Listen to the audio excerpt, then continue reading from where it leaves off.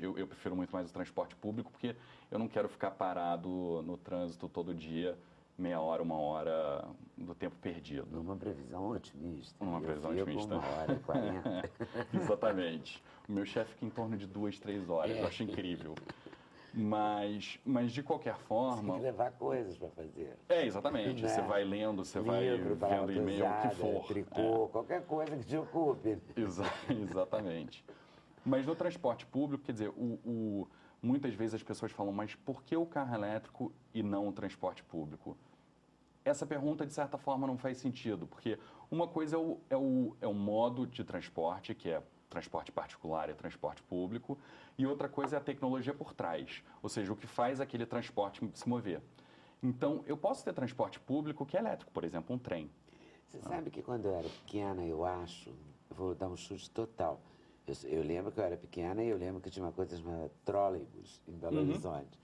E eu acho que aquilo não era elétrico, né? O bonde de Santa Teresa é elétrico. Tinha bonde de Juiz de Fora também, eu ia para o colégio de bonde.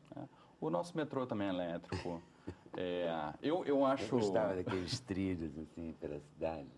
Exatamente. E aí, no caso, você não tem uma bateria. E aquele trilho que passa por cima no caso, carrega a energia. Público, né? Isso que eu estou falando, trólebus era um ônibus que era público. Exatamente. Claro, transporte público. Exatamente. Você tem em Nova Orleans, por exemplo, um streetcar que existe até hoje. Teve aqui. Exatamente. Será que a gente teve aquele ataque de modernidade, achar que a gente São Paulo tinha muito. São Paulo sempre tem, teve, na verdade. moderno, a gente tirou isso e passou para gasolina, talvez. Foi né? isso mesmo. Porque no caso do transporte público, você quando está amarrado a trilhos, você limita um pouco os roteiros, né? Então isso fez com que os ônibus, como a gente conhece hoje, tenham entrado... Porque aí você muda a rota, não sei o quê. É um poder econômico fortíssimo. Mas eram os mesmos, os antigos donos eles migraram para o serviço de ônibus. Mas então né? devia ser rentável, melhor negócio, mais rentável. Na realidade, o caso do Rio, os ônibus eram elétricos, originalmente, sim. Em 1917 lançou o primeiro ônibus elétrico, que era da Light. Hoje, se você for para a sede da Light, você vai encontrar ele renovado, tá bonitinho, não funciona, claro. Mas ele está lá na sede, tá no museu, né? Ele está no museu da Light. E foi até reformado pela UERJ. Vamos tirá-lo do museu. Botar ele de volta na rua. Não ele exatamente, mas essa ideia, né? Mas foi mencionado aqui que a gente fica limitado à rede, isso é verdade. Mas para o transporte público isso não é necessariamente um problema. É um problema para o transporte privado, com certeza. Você não quer estar limitado aonde tem aquele cabo que passa por cima. Agora, no caso do transporte público, a gente sabe qual é a rota do ônibus. Então, eu consigo desenhar os pontos de recarga, ou se não, uma linha que mantém ele energizado. Porque esses roteiros mais ou menos fixos são, de alguma forma, eu posso estar equivocada, mas acho que, a grosso modo, pode ser essa BRT. É um exemplo perfeito, não há dúvida. A BRT você poderia... do trólebus porque ele tinha um roteiro, mas a BRT tem um roteiro. E no caso você elimina, por exemplo, você consegue... Como você sabe exatamente qual é a distância entre cada estação, você poderia fazer uma recarga em cada estação, usando supercapacitores ou uma bateria com potência alta. E aí você consegue reduzir o tamanho dessa bateria, porque ela só precisa durar distâncias menores. Cada estação. Exatamente. E então realmente não... Isso foi uma perda nossa no Rio. E se ela permite essa rapidez, essa eficiência que se comprovou aí enquanto se abastecia um carro e se recuperavam 3 baterias, trocavam 3 baterias? Eu não sei se eu trocaria uma bateria num ônibus, que ela seria bem grande.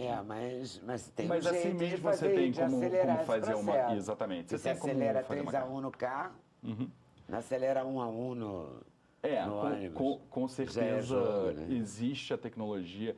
Eu acho que o ponto com o carro elétrico, principalmente, não é eu vou trocar ou eu vou recarregar, eu vou usar bateria ou um supercapacitor.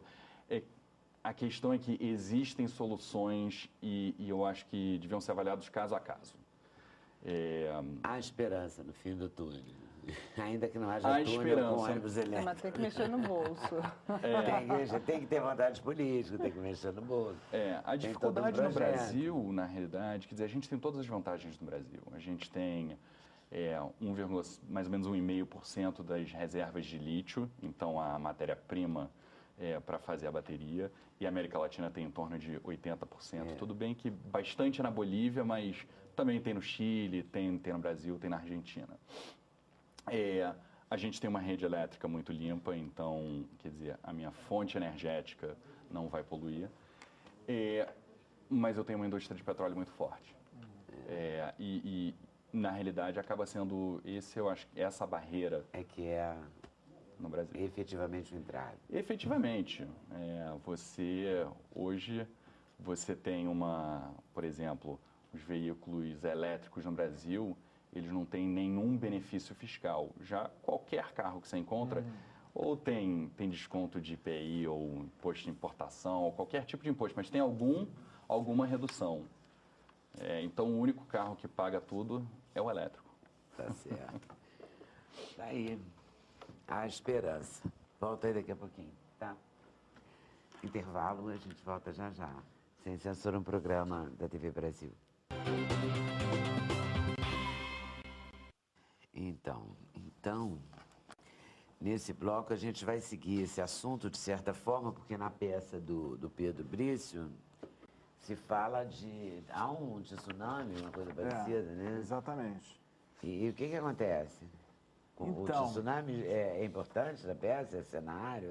O tsunami é bem importante. Claro que não é uma peça com efeitos especiais, né? Então é tudo sugerido, né? Mas o tema, na verdade, da finitude é muito importante na peça, né? E é uma cidade do interior, quer dizer, do interior, uma cidade à beira-mar, uma pequena cidade à beira-mar que seria como se fosse no sul do Brasil ou na Argentina, que está prestes a ser invadida por um tsunami, né? Quer dizer, dentro dessa pauta aí faz total sentido, mas a discussão da peça não é tanto a ecologia, não é numa esfera macro, assim, é uma perspectiva de uma família comum, engraçada, disfuncional, que começa a pensar o que ela vai fazer diante da possibilidade do fim, né, que a cidade vai ser invadida pelo mar. Então, eles começam a resolver questões afetivas, do relacionamento entre eles, e, enfim, começam a pensar que tipo de cidade eles vão, né, para onde eles vão, o que eles vão fazer, começam a pensar sobre a memória da cidade, o que vai ficar, né, daquela cidade que existia e que está sendo invadida pelo mar, né? Então, por isso que a peça fala muito do futuro, assim, de você imaginar para onde você quer ir, né, que tipo de lugar você quer ir, mas também como você vai preservar a memória daquele lugar onde você viveu, né, assim. E é com quem? Então, os atores é o Bernardo Marinho, a Branca Messina, Celso André, Ludmila Rosa, Sérgio Modena, Sávio Mal e Érica Migon. Nossa, você falou todos, que bom, né? Que bom, porque fica ninguém um vai clima ficar horrível, magoado. né? Você esqueceu onde deve Chega ficar um amanhã climão, na né? peça. Eu vejo quando a pessoa esquece, fala, ai, deixa eu falar no último bloco o nome. Mas e essa discussão se dá existencial, assim? Tem uma assim, o personagem principal é um garoto de 14 anos cuja mãe morreu no parto, então ele não conheceu a mãe, né? E aí, durante a peça, tem uma figura que aparece para ele, que você entende depois que é a mãe, mas você não sabe se é o espírito, se é uma fantasia dele. E é ótimo porque a pessoa morta, ele é uma figura morta, mas é a mais viva da peça, assim, a mais alto astral. E aí, o que acontece? Ele fica... a mãe começa a falar para ele, olha, você tem que ir embora, você tem que ir embora da cidade, você tem que... Aí ele fala, eu não posso deixar você aqui, não posso abandonar o seu túmulo. E aí ela fala, não, mas eu não moro no meu túmulo. Então a peça é um pouco esse rito de passagem de um adolescente que está muito ligado à morte, né? E tem que agora partir, não só da cidade, mas abandonar ali a infância e a família.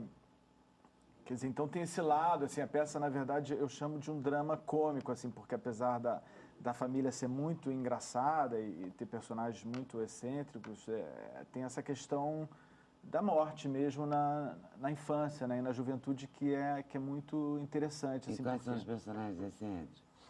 Então, pensando aí nos lucros do capitalismo, né, diante da catástrofe, tem um personagem que é o irmão do Valentim, que é o personagem principal, que ele largou a faculdade de economia e ele está investindo em coletes salva-vidas, porque ele acha que pode ficar milionário com a catástrofe. Ele até fala uma frase: se o mundo acabar, eu vou ficar rico.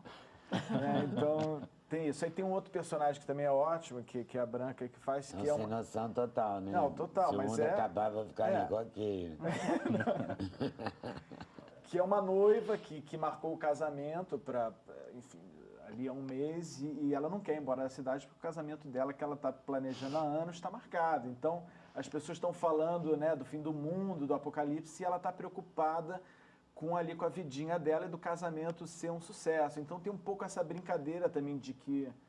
Quer dizer, todos nós, né, diante de um mundo catastrófico, a gente continua preocupado, né, com as miudezas, né, com as... O que a gente vai comer, que filme a gente vai assistir. Apegadas, né? E porque também não tem como a gente viver de outra forma, viver assombrado diante do fim, né? Mas é bom discutir essas coisas.